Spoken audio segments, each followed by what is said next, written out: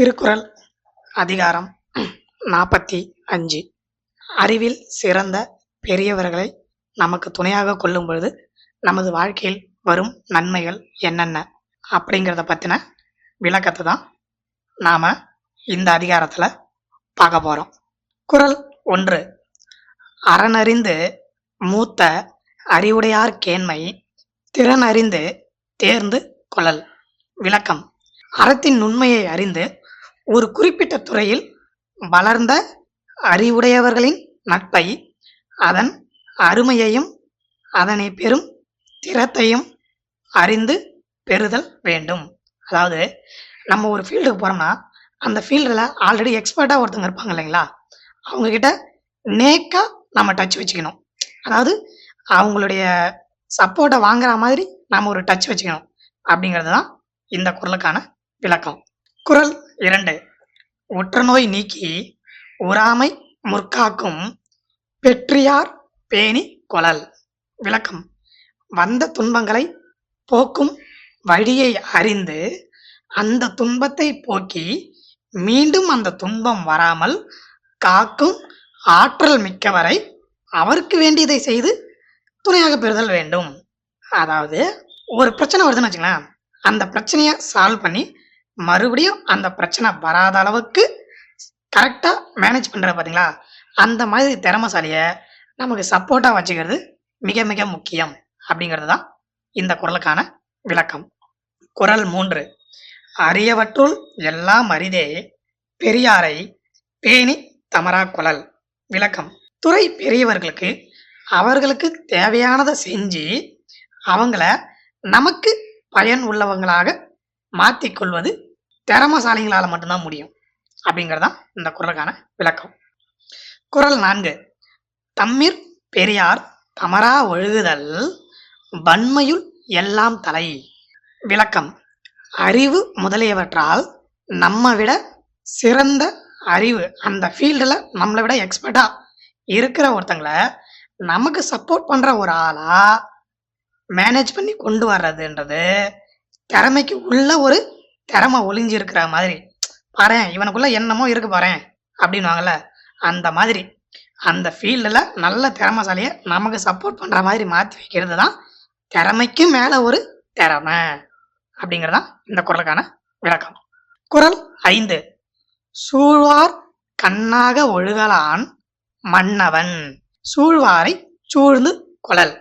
விளக்கம்: கண்ணுக்கு கண்ணாக இருந்து எதனையும் கண்டறிந்து கூறும் அறிஞர், அப்படிப்பட்டவங்களை தம்முடன் வைத்து கொண்டு இருப்பதே நல்ல திறமசாலிக்கு நல்லது நடக்கிறதுக்கான வாய்ப்பாக அமையும் அப்படிங்கிறதான் இந்த குறளுக்கான விளக்கம். அதாவது உன் கூட உனக்கு கண்ணுக்கு கண்ணா உன் கூடவே இருந்து உனக்கு எதையும் செய்கிற அளவுக்கு இருக்கிற ஒருத்தன் திறமசாலியாகவும் இருந்தான்னு வச்சுங்களேன், அவன் கூட இருக்கிற வரைக்கும் நமக்கு எல்லாமே நல்லதாக தான் நடக்கும். குறள் 6. தக்கார் இனத்தனாய் தான் ஒழுக வல்லானை செற்றார் செயக்கிடந்ததில். விளக்கம்: அறிவும் ஆற்றலும் கொண்ட ஒருவன் தன்னை போல அதே குணம் கொண்டவர்களை அவன் அருகில் வைத்து கொண்டிருந்தால் எதிரிகளால் எந்த தீங்கையும் அவனுக்கு விளைவிக்க முடியாது. என்னதான் எதிரி வந்தாலும் சரி, அவன் கூட அவனுக்கு தகுந்த ஈக்குவலான திறமசாலிங்களாம் கூட இருக்காங்க. அப்படின் போது அவனை அச்சு இது ஆளே கிடையாது அப்படின்றது தான் இந்த குறளுக்கான விளக்கம். குறள் 7. இடிக்கும் துணையாரை ஆழ்வாரை யாரே கெடுக்கும் தகைமை எவர். நம்ம மேலே ஒரு குறை கண்டுபிடிச்சிட்டாங்கன்னு வச்சுங்களேன், உடனே அதை நேரடியாக நம்மக்கிட்ட வந்து சொல்கிறாங்க பார்த்தீங்களா, அந்த மாதிரி ஒரு பெரிய மனுஷன் நம்ம கூட இருந்தாக்கா நாம் எதையும் துணிஞ்சு செய்யலாம். ஏன்னா அவர் உடனே நம்ம சுட்டி காத்திடுவார், நீ இதை எதில் தப்பு பண்ணுறப்பா, இது தப்பு அப்படின்னு. அப்போது இவரை தாண்டி உன் பொழப்பை கெடுக்கிறதுக்கு வேறு எவனுமே கிடையாது.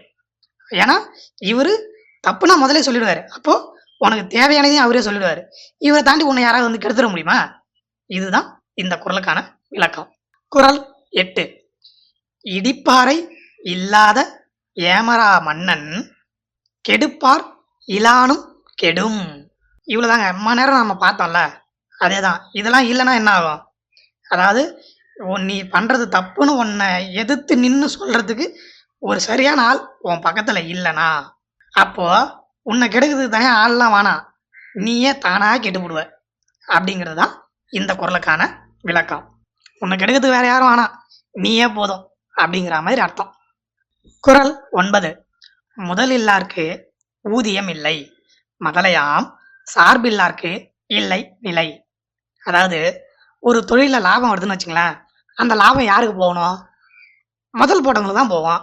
முதலே போடாம வேடிக்கை பார்க்குற ஒருத்தனுக்கு போகுமா? அதேதான், முதலே போடாத ஒருத்தனுக்கு எப்படி லாபத்துல பங்கு இல்லையோ அது போலதான் தன்னை தாங்கும் பெரியவர், அதாவது நமக்கு சப்போர்ட் பண்ற பெரியவங்க நம்ம கிட்ட இல்லாம இருக்கிறது நமக்கு யூஸ் இல்லை, நம்ம இருந்தாலும் யூஸ் இல்லை அப்படிங்கிறது தான் இந்த குறளுக்கான விளக்கம். குறள் 10. பல்லார் பகை கொளலின் பத்தடுத்த தீமைத்தே நல்லார் தொடர் கைவிடல். அதாவது பாருங்க, நல்லார் தொடர் கைவிடல், இதை அழகா பிரிச்சு கொடுத்துக்கிறாரு விளக்கம். நல்லவங்களுடைய நட்பை கட் பண்ணிட்டு போயிடுறது, கைவிட்டுட்டு போவது அப்படிங்கிறது தேவையில்லாதவங்களுடைய பகையை தேடிக்கொள்வதை விட கேடு விளைவிக்கக்கூடியது ஆகும். அதாவது கெட்டவங்க கிட்ட நீ போவே இல்லை, இருந்தாலும் உன் கூட நல்லவனை நீ விட்டுட்டு போயிட்டனா ஆட்டோமேட்டிக்கா அது வேஸ்ட்டு, உன்னை கெட்டவங்க அட்டாக் பண்றதுக்கு ஈஸியா இருக்கும் அப்படிங்கிறது தான் இந்த குறளுக்கான விளக்கம். திருக்குறள் அதிகாரம் 45ல் இருக்க எல்லா குறளையும் நாம இன்னைக்கு இந்த வீடியோவில் பார்த்துட்டோம். தொடர்ந்து ஒன்றன் பின் ஒன்றாக அனைத்து அதிகாரங்களும் பதிவிடப்படும். என்றும் அன்புடன் உங்கள் எம் கே. நன்றி, வணக்கம்.